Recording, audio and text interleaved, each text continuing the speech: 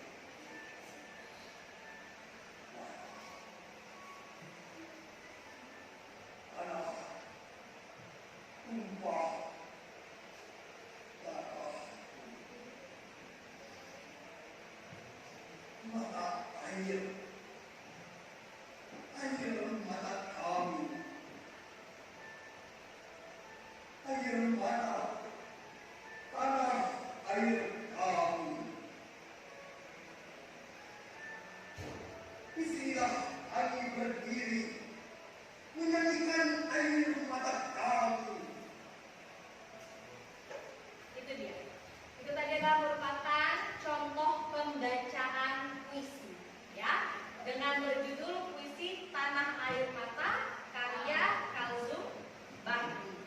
Menurut anak ibu, bagaimana cara dan ibu contohkan tadi pembacaan puisi? Sangat menghayati. Terus materi kita pada hari ini yang pertama, cara menulis puisi. Ya, silakan Arif. Cara menulis puisi. Tentukan tema atau judul. Dalam menentukan tema, pilihlah tema yang menurut Anda menarik dan sesuai dengan kata hati Anda. Puisi bisa menggunakan tema yang berhubungan dengan alam, persahabatan, sosial, pendidikan, atau ungkapan hati. Berikutnya, menentukan kata kunci. Jika Anda Sampai sini ada pertanyaan? Tidak. Tidak. Nah, ini dia. Kan anak ibu ya, pada hari ini kegiatannya adalah anak ibu diminta untuk bisa menulis teks puisi. Jadi sudah ibu kelompokkan anak ibu ya. Yang pertama kelompok Jenderal Sudirman ya. Nah, dengan tema puisi perjuangan. Lalu kelompok Ki Hajar Dewantara ya dengan tema puisi lingkungan hidup. Lalu kelompok Cut Nyadin dengan tema puisi kondisi sosial ya.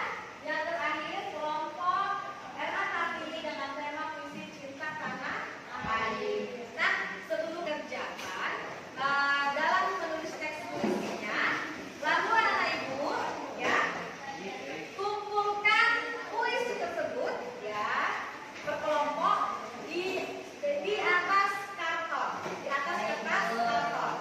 Jadi silahkan dikerjakan berkelompok.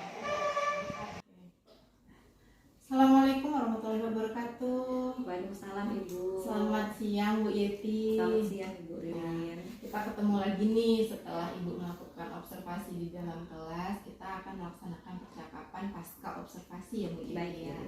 Bagaimana nih Bu perasaan Ibu setelah melakukan observasi di dalam kelas? Perasaan saya yang pertama tadi saat Ibu memotoring saya di kelas ada rasa gugup juga Bu, karena selama ini kan saya di kelas hanya dengan siswa dan saya dilihat sama Ibu. Nah, tetapi ada rasa puasnya juga Ibu, karena saya alhamdulillahnya materi yang saya sampaikan itu bisa tersalurkan kepada anak. Iya, alhamdulillah ya Bu ya. Namanya kita terbiasa nggak ada orang, tiba-tiba ada orang gugup ya Bu Iya, ya. benar, Bu. Oke, pertanyaan saya nih Bu untuk percakapan pasca observasi. Iya, baik. Tujuan pembelajarannya kira-kira yang Ibu sampaikan di pra observasi itu tercapai atau tidak ya Bu? Baik Bu, dari tujuan pembelajaran yang saya berikan tadi kepada anak itu sudah tercapai. Kenapa? Karena dari tujuan pembelajaran itu kan peserta didik mampu bisa menulis teks sebuah puisi dalam lisan maupun tertulis. Nah, di situ saya lihat anak-anak saat berdiskusi, anak-anak sudah mampu Bu Ririn dalam membuat teks puisinya. Berarti tujuan pembelajaran sudah tercapai ya Bu ya, yaitu anak-anak mampu membuat teks puisi ya Bu ya. Nah, terus selanjutnya area pengembangan yang ingin Ibu capai itu tercapai atau tidak? Bukan kemarin area pengembangan yang Ibu capai itu ada pengetahuan dan keterampilan. Tercapai enggak ya Bu ya? Alhamdulillah sudah tercapai Bu Ririn. Dari segi pengetahuan, peserta didik sudah mampu apa itu teks puisi, ciri-ciri teks puisi, menulis teks puisi. Nah, dalam keterampilannya situ juga sudah tercapai. Kenapa? Anak-anak sudah bisa mendiskusikan cara membuat puisi yang tepat itu seperti apa. Baik, pertanyaan selanjutnya ya Bu Yeti. Rancangan pembelajaran kira-kira Ibu kemarin sudah susun nih dengan di dalam RPP, apakah sudah sesuai Bu langkah-langkah pembelajaran Ibu laksanakan di dalam kelas? Sudah Ibu. Sudah ya. Sudah. Berarti diferensiasinya juga sudah Ibu Sudah. munculkan ya. Iya.